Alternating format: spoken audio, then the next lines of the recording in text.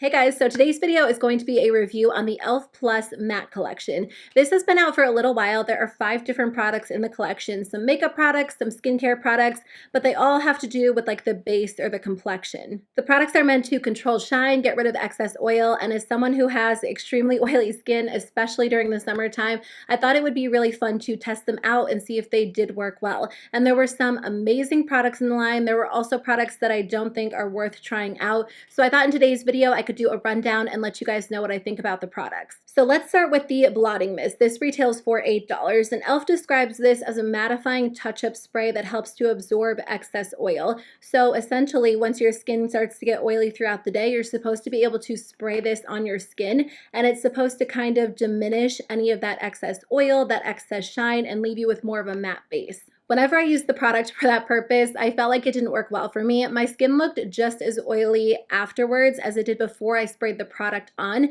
and my makeup almost looked worse. There's something about drenching your whole face that doesn't always make your makeup look better. It kind of made my foundation, move around. My eye makeup would smear a little bit, and I just did not like using it for that purpose. On top of that, it would just soak my hair, soak my shirt, and that's not a big deal if it's in the morning and I'm getting ready because I usually have my hair in a towel and I have a t-shirt on, but halfway throughout the day, I really don't want to soak my hair and my clothes. That being said, I wanted to try it out a couple of different ways because I didn't want to waste my money, so I started using it as a priming spray in the morning before I went in with any makeup, and that worked so well. I feel like when I spray this on my skin and I let it set for a few minutes before I go in with makeup, my skin is significantly less oily throughout the day. One important note, make sure to shake this up very, very well. I read some reviews saying that this kind of left like white specks all over the skin after spraying it. This product does kind of separate due to the different ingredients, so if you shake it up really well, you shouldn't have any issues with it. I haven't had any issues myself, but that is something I wanted to note. I was so excited to try the Oil-Control Primer. This retails for $10, and they say that this one is supposed to help control oil for a lasting mattified complexion. It's also supposed to be a smoothing yet lightweight formula that's supposed to blur the appearance of pores. I definitely found that this product did smooth my skin and blur the appearance of pores. So if you struggle with really large, obvious pores or fine lines or a lot of texture, this product is nice for prepping the skin because foundation will glide on top so beautifully, but it does not mattify my skin at all. It almost feels like any of those typical silicone slippery smoothing primers. So it does make your skin feel and look very, very soft and blurred, but it doesn't mattify the skin. And after like an hour, my foundation starts to move around, it separates, and my skin starts to get oily so much more quickly, or at least it starts to look a lot more oily. If you have very oily skin, I really don't recommend this product at all, and especially on days where it's super hot out, because I just feel like my makeup like melts off when I'm wearing this product. So for me, this one was probably the worst out of all of the products that I tried in this collection. It's not a bad primer, it's just weird to me that they marketed it as a mattifying primer because it works nicely to blur everything, just not mattify the skin. The next product I want to talk about is the Blotting Powder. So this retails for $6. They describe this one as a lightweight oil controlling pressed powder that blots away oil and reduces shine. They also say that it leaves your skin with a semi-matte finish without adding color, and then there are ingredients to keep the powder from over drying the skin. So I really like the formula of this powder. I think it works great as a touch-up powder. So if you throw this in your makeup bag and you see yourself getting oily throughout the day and you feel like you need to touch things up, this powder is perfect because it's not super heavy, it's not super powdery, it goes on nicely. It actually feels a little bit silky and smooth, so I just think it makes your skin look great if you are using it as a touch-up powder. It also works really nicely as a setting powder as well for the same reason, so it does lock your foundation into place without adding any extra color or coverage. It does give you a semi-matte finish, but because it is a little bit more smooth, I do feel like it looks more skin-like on the skin than some of the other super mattifying powders that look super powdery. I will say that if you're using a super dense brush or a beauty sponge to apply this powder as a setting powder and you're really packing it on the skin,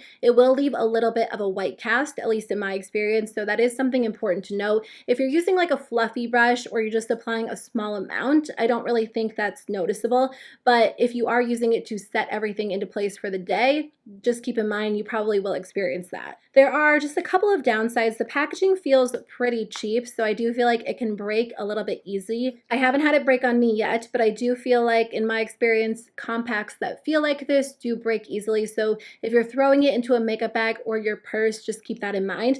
The second thing is it doesn't come with any sort of like powder puff or sponge, so you do have to bring one with you if you're taking it out of your house. So I am really enjoying this product. If you need a good, touch-up powder, just one you can throw in your bag, this one is super affordable and it does work well. So I did purchase the Oil-Control Lotion. Now I do have a product from e.l.f. that's very, very similar that's not part of this collection, and that is the Oil-Control Liquid Lotion. I've almost used this up completely. I did repurchase this because I love this so much. It's a super liquidy, lightweight, hydrating lotion that actually dries down to a matte finish. It's been my go-to for the past few months, so I was curious to see what the differences were, if there were any, and there are a few. So the matte Oil-Control Lotion, the texture is a lot more, I guess, moussey. It's almost like a whip texture. It's thicker, it's heavier, but it doesn't feel too heavy on the skin where it's uncomfortable. If you have oily skin, sometimes adding on like thick, heavy moisturizers can just feel like too much, especially in the morning, but it's definitely thicker than the liquid lotion. I'll do a swatch next to each other so you can see the differences in texture. It's weird because the formulas feel so different, but in the end, they both leave your skin with more of a soft matte finish. So they're great to use in the morning before you apply makeup. And even on days when I skip makeup, I love both of these products because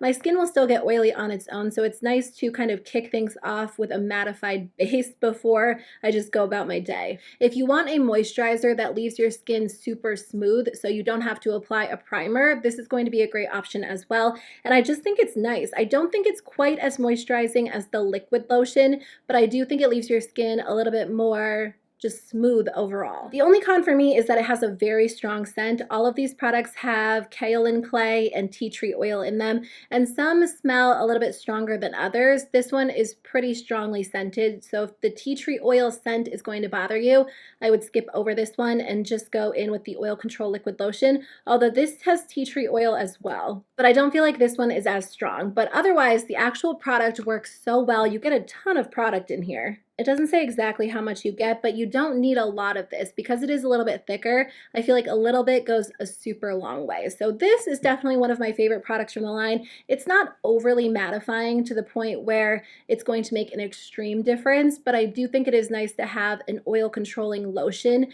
And, throughout the day, I just feel like my skin looks and feels less oily when I prep it with this. The last product I want to talk about is the Oil Control Mask. So they describe this one as a mattifying clay mask, which is meant to help draw out impurities and excess oil for a clearer complexion. What I like about this mask is that it feels a little bit more gentle than other clay masks or oil controlling masks that I've tried. Some masks dry down and they're so uncomfortable. It feels like if you move your face, it's going to crack. It doesn't feel like this with this product. It's very lightweight and it does dry down for sure, but it's not to the point where it's uncomfortable on the skin. I feel like when I rinse it off, my skin feels really smooth, very refreshed. Typically, I use this product at night, but I actually think it does work better in the morning. I'm just always in a hurry in the morning, so taking the time to apply a mask isn't usually ideal. But if I have time, I love using this before I have a long day because I do feel like, again, overall, it keeps my skin a lot less oily. Because it is so gentle, I do feel like you can easily use this multiple times a week if you are good at remembering to use the mask or incorporate it into your skincare routine.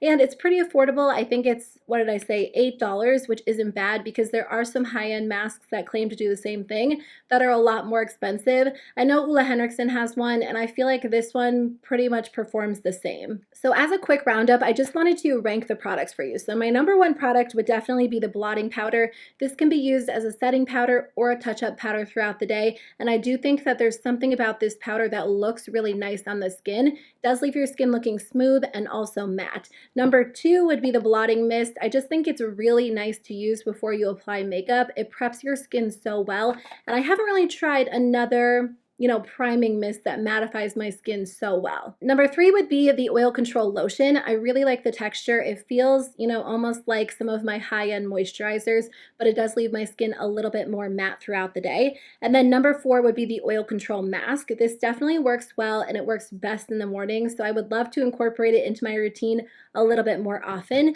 And then number 5, the product that I don't recommend would be the Oil Control Primer. This doesn't do anything to control my oily skin. In fact, it makes it a lot worse. So I would actually just skip this one altogether. So that is my review on the e.l.f. Plus Matte Collection. I hope this video was helpful if you guys were thinking about trying out any of these products. Because I do deal with oily skin, I think I'm going to make more of an effort to review products that are geared toward those of us with oily skin more often, so I can let you guys know which ones I think are worth the money and which ones aren't. So if you have any requests or anything you want me to review, let me know in the comment section below. But otherwise, I really appreciate you guys taking the time to watch, and I'll see you very soon with a new video. Bye.